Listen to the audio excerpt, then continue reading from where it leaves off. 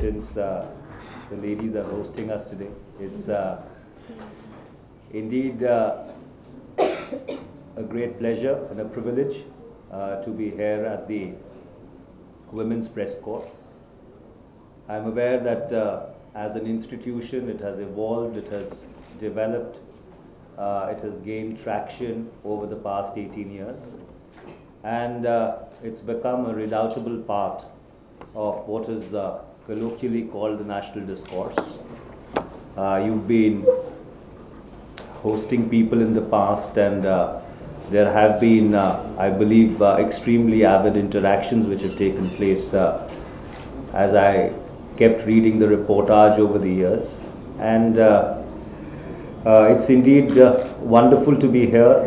Your president listed out a menu of issues, beginning with certain things which are specific and germane to the media, and then going on to stuff which is more generic and which we do on a day-to-day basis. I would just like to open up the floor with a few general remarks. It's been about 3 odd months since I've been given the responsibility of looking at the information and broadcasting space of this country.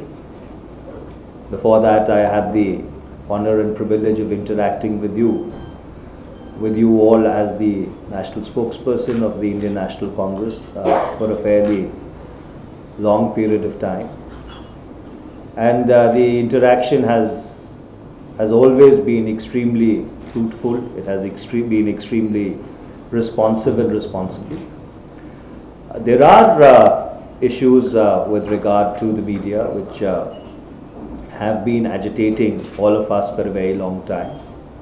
The solutions to these issues do not necessarily lie with the government. They really lie as a process of intrinsic reflection, as a process of introspection within the media itself.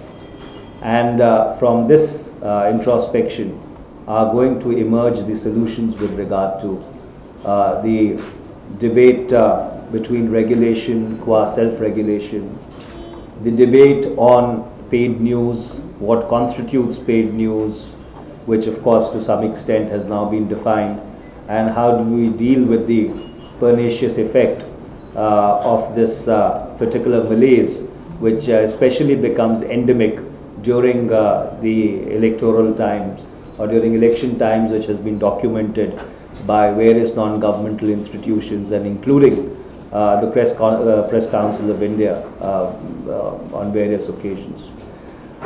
In addition to that, of course, are issues with regard to the freedom of speech and expression, which is a continuing debate in this country.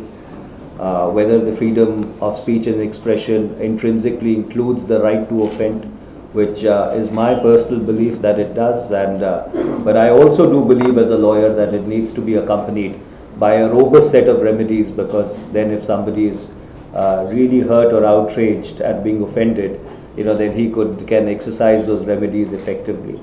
There are issues with regard to the living and working conditions of journalists, and there I do think that the government has a certain role to play, though there is a point of view which does believe that the fourth estate should have an arm's length relationship with the executive and the other organs of the state, since that guarantees both autonomy and independence. But I do believe that within that larger generic rainbow of how equations and relationships need to be defined between the various estates which constitute the larger political fabric of this country, there is always space for interplay. And if we do believe that the media is the fourth estate and has a role to play in national life, then the other organs of the state need to be equally sensitive and considerate to some of the issues which are specific to journalists, and especially women journalists. There is, of course, the issue of the safety and security of journalists as they go about their daily work. And I think that's an issue which is absolutely non-negotiable, because people need to have the right to express themselves freely and fearlessly.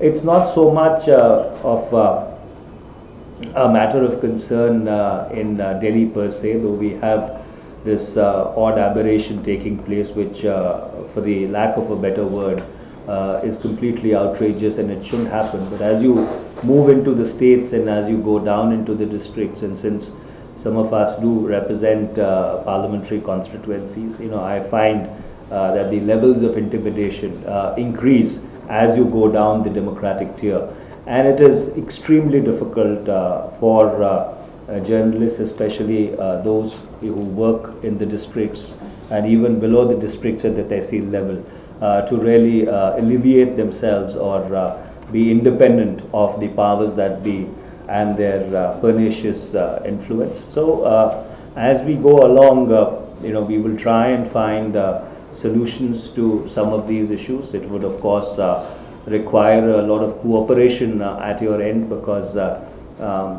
government is extremely, and rightly so, sensitive when it comes to dealing with issues of the media space, because they impinge upon the remit of Article 19, and it's been always our concern to see that we find the correct golden mean as to where does the right to freedom of speech and expression extend, and at what point do the reasonable restrictions kick in. And so therefore, as we go along with this interaction, I'll try and answer some of your questions, but it's extremely good of you to have me here, and for the reason of not scaring you all out of this room, I will not reveal the malaise that I was tested for in the morning. So, but I hope everything turns out all right. So, it's all yours. Tell us if it's so yeah, no, it's not contagious, and we certainly hope so. We all hope to get well soon. Of course, in the large interest of running this country and the media too. And I think we'll start off with the first few 4 or 5 questions specifically to do with the media. So and I would also in fact request that first preference be given to the women here, because since it's our yeah. Okay, thank you very much. So Viola Ravi harassed a female journalist recently. As a matter of fact, he said, did PJ Korean behave with you in the same way? Do you think that's the way to go about? What do you have to say about this? Well, I did see some excerpts of that flashing across the television screen as I came into this interaction. To the best of my knowledge, those flashes also indicated that Mr. Vailar Ravi has retracted his remarks. The flash said that he has expressed his regrets. So I guess that it would be appropriate if we leave the matter there. It's a non sequitur to say that this is not expected out of anybody in the public space to possibly articulate in a manner which is insensitive. Okay, anybody else? Mr. Tewari, I'm Santosh. I'm covering the festival for the last 20 years. The film festival? Film festival, yeah. Just have one question. Like Goa has settled down quite well as a permanent venue for international film festivals. Why are you now talking about shifting the venue in Delhi? I mean, last year I was there was... Look, if your question is that are we planning to unsettle the venue of the International Film Festival, the straight answer to that is no. Of course, there are concerns with regard to the levels of infrastructure, which unfortunately has not evolved according to the commitments which have been given by the Goa government. So therefore, I'm not holding any one particular government or trying to be politically partisan about it. So therefore, it really has nothing to do with the fact that there was a Congress government earlier in Goa and there's a BJP government today. But there is, this larger question which we've been trying to grapple with, that since this is the centenary year of the of Indian cinema. And Indian cinema has really developed and evolved despite the government and not because of the government. So therefore, it is imperative that as we move along, in the industry takes charge of some of these activities, with government playing the role of a facilitator. Of course, there is a view to the contrary. My senior colleague, Mrs. Neelam Kapoor, who's here, who was DG Film Festivals earlier, and some of our other colleagues who have more hands-on experience than a novice minister, do believe that it's an idealistic thought, and given the inherent contradictions in the Indian film industry, possibly government would have to continue playing a more active role. But what we have been attempting to do in the last month and a half is to try and put in place a roadmap whereby increasingly we hand over the responsibilities in a phased manner to the industry, because I think government should not be in the business of doing stuff which is not the core business of government. And though of course patronizing arts and culture has been a part of government's remit for a very, very long time, but a larger and a more healthier industry participation, I think, would help the cause.